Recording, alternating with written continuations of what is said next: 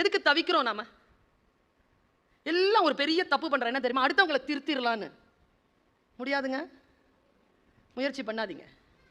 Waste. கொஞ்சம் நேரம் திருந்தின மாதிரி அது இருக்கும். நம்ம கிட்ட இந்த எல்லாம் செலவானதுக்கு அப்புறம் மறுபடியும் யாரையும் எந்த விஷயத்திலையுமே மாற்றவே முடியாது.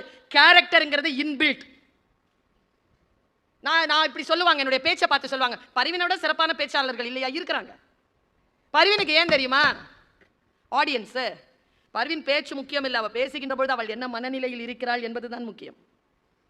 அந்த மனநிலைக்கு தான் துட்டு, அந்த மனநிலைக்கு தான் ஆடியன்ஸ்.